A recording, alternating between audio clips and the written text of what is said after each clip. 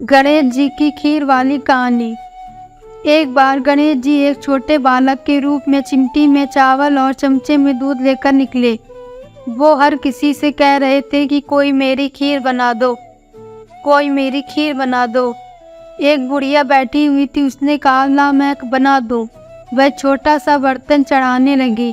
तब गणेश जी ने कहा कि दादी माँ छोटी सी भगोनी मत चढ़ाओ, तुम्हारे घर में जो सबसे बड़ा बर्तन हो वही चढ़ा दो। बुढ़िया ने वही चढ़ा दिया। वह देखती रह गई कि वह जो थोड़े से चावल उस बड़े बर्तन में डाली थी वह तो पूरा भर गया है। गणेश जी ने कहा दादी माँ मैं नहा कर आता हूँ। खीर तैयार हो गई तो बुढ़िया के पोते पोती खीर खाने के लिए रोने लगे। बुढ़िया ने कहा गणेश जी तेरे भोग लगना कहकर चूल्हे में थोड़ी सी खीर डाली और कटोरी भर भर कर बच्चों को दे दी। बुढ़िया की पड़ोसन ऊपर से देख रही थी तो बुढ़िया ने सोचा ये चुगली कर देगी, तो एक कटोरा भर कर उससे भी पकड़ा दिया। बेटे की बहू ने चुपके से एक कटोरा खीर खाई और कटोरा चक्की के नीचे छुपा दिया। अभी भी गणेश जी नहीं आए थे। बुढ़िया को भी भूख लग रही थी। वह भी एक कटोरा खीर का भरकर के किवाड़ के पीछे बैठकर एक बार फिर कहा कि गणेश जी आपकी भूख लगी कहकर खाना शुरू कर दिया। तभी गणेश जी आ गए।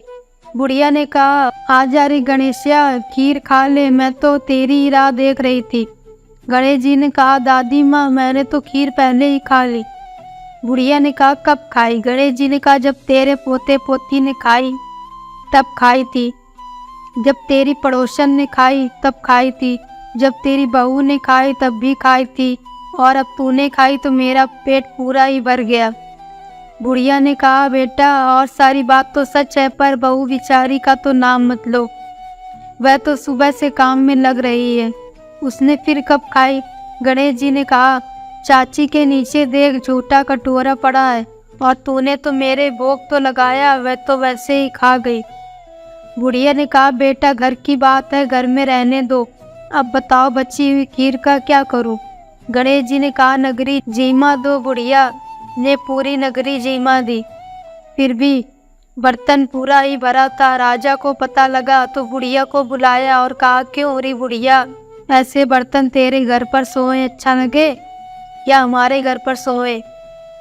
बुढ़िया ने कहा राजा जी आप ले लो।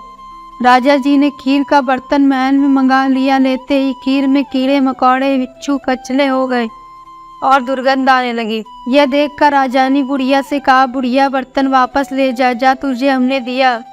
बुढ़िया ने कहा राजा जी आप देते तो पहले ही कभी दे देते, यह बर्तन तो मेरे गणेश जी ने दिया है। बुढ़िया ने बर्तन वापस लिया। लेते ही सुगंधित की हो गई। घर आकर बुढ़िया ने गणेश जी से कहा बची हुई खीर का क्या करें? गणेश जी ने कहा झोपड़ी के कोने में खड़ा खोदकर गाड़ दो, उसी जगह सुबह उठकर वापस खोदेगी तो धन के 2 चरे मिलेंगे। ऐसा कहकर गणेश जी अंतर ध्यान हो गए। जाते समय झोपड़ी के लात मारते हुए गए तो झोपड़ी के स्थान पर महल हो गया।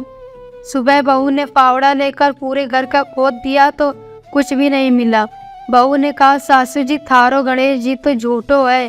सास ने कहा बहू मारो गणेश जी तो झूठो नहीं है, ला मैं देखूं। बस सुई लेकर खोजने लगी तो टन टन करते 2 धन के चरे निकल आए। बहू ने कहा सासू जी गणेश जी तो साचो ही है।